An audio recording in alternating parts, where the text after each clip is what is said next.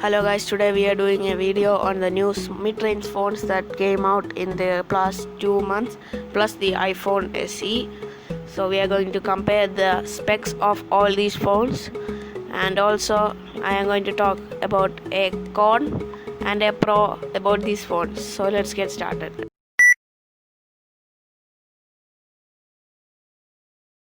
A disclaimer before we start this video that this is not a review, so if you're thinking of buying these phones, I would suggest watching a review of these phones, but keep in mind that I also have watched at least one review of all of these phones, so my opinions will be based on that review. So let's get started with the OnePlus Nord. So let's look at its CPU. CPU is a Snapdragon 765 CPU. The RAM, you can get 6GB, 8GB or 12GB variant. Storage also you can get 64GB, 128GB and 256GB UFS 2.1. It is not 3 or 3.1, which is normally seen in higher end phones. Battery, it is a 4115 mAh battery. It is pretty good for the price. Charger is a 30-watt fast charger with the phone. You don't have to buy the 30-watt charger separately.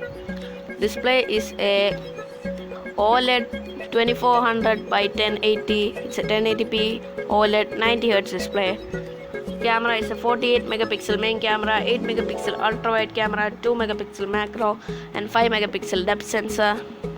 The front camera is a 32 megapixel main, 8 megapixel ultra wide. Unfortunately, no headphone jack. 400 pounds in the UK, 25,000 rupees in India, and it is not released in the US, so I am estimating from 25,000 rupees in India to US dollars, it is 335 US dollars. It will be different because of tax and other things. So the pros and cons of this phone.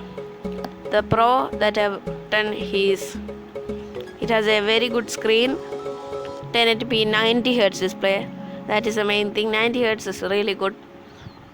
And the con is useless cameras. It has a 2 megapixel macro and 5 megapixel depth sensor. From most of the reviews that I saw, they say that these cameras are not really that good. So if OnePlus use the money they charge for these cameras to improve something else, for example any processor or battery or anything like that, it would have been better. So the next phone, which is Samsung Galaxy M31. So we see the Samsung Exynos 9611 processor, 6GB or 8GB of RAM, 128GB of UFS 2.1 storage, 6000 mAh battery, Super AMOLED display, 1080p 60Hz display, 15-watt fast charger, 64 megapixel main camera, 8 megapixel ultra wide, 5 megapixel macro and 5 megapixel depth sensor, 32 megapixel front camera, a headphone jack, and it's very cheap. It's 17,500 rupees in India, 245 pounds in UK, and estimated from Indian rupees 234 US dollars. A pro of this phone is a very large battery. It is very large, and the con of this phone is the Exynos chipset. Exynos is nowhere near a Snapdragon chipset, so that is the thing that is holding back this phone. So the next phone is Google Pixel 4a. It has Snapdragon 730G, 3140 mAh battery, 6GB of RAM, 128GB of UFS 2.1 storage, 18-watt fast charger, 1080p 60Hz OLED display, 8 megapixel front camera, 12.2 megapixel rear camera, headphone jack, and the price for this phone is 350 US dollars or 26,290 rupees or 349 pounds. The pros of this phone is great camera, very good camera from Google. You know Google has a very good camera in every one of their phones, and the con is not a good processor. Snapdragon 730G is not the best. And one thing for the Google Pixel 4a is it will not have great hardware. Google phones does not have great hardware, but they have great software. So that is one thing to keep in mind when buying the Google Pixel 4a. So next one is Realme X3.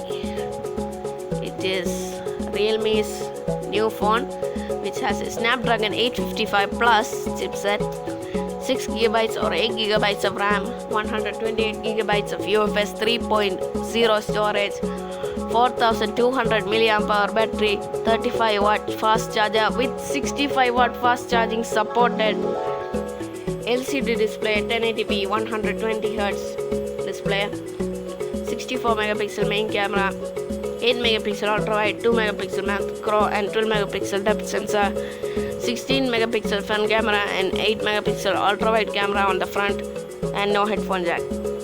The price is 25,000 rupees, 335 US dollars, which is also an estimate, 255 pounds, which is also an estimate. So the pros of this phone is very good processor and 120Hz refresh rate, which is very good. The con is the LCD panel and camera. Every other phone in this category except for the iPhone has a OLED or AMOLED or any other type of panel, and the cameras from the review I have seen are not very good. They said that it is not the best camera. So the next phone is the Oppo Reno 4 Pro. It has a Snapdragon 720G, 8GB of RAM, 128GB or 256GB of storage, 4000 mAh battery, 65-watt fast charger included in the box, 2400 into 1080 AMOLED 90Hz display, 1080p 90Hz display, 48 megapixel main camera, 8 megapixel ultra wide camera, 2 megapixel macro and 2 megapixel mono camera, 32 megapixel front camera, rupees 34,990, 470 US dollars and 355 pounds, which is an estimate. It has an headphone jack. The pros of this phone is a very good screen and camera. The con of this phone is a processor, like Google Pixel 4a 720G is not the best, but it's an improvement from the last processor they used. So to the final phone, which is the iPhone SE, A13 Bionic, LCD, HD, 1334 by 750 60Hz display, 3GB of RAM, 64, 128 or 250GB of storage, 1821 mAh battery, 18-watt fast charger not included, 12 megapixel camera, 7 megapixel front camera, no headphone jack, rupees 42,500, 399 US dollars and 419 pounds. Pros of this phone is a very good processor. A13 Bionic is, I believe, the best processor you can get in a phone right now. Con of this phone is the battery, 1821 mAh battery. It is very low, very low. It might not even last through the day. Plus, the Indian rupees price is another con. Indian price for the iPhone SE is so large for some reason. It is so much more expensive compared to the US. So that is a problem with the iPhone SE in India. So this is the end of the video. Thank you guys for watching. Click on the left to subscribe to our channel. Click on the right to see one of our other videos, and we will see you in the next video. Bye.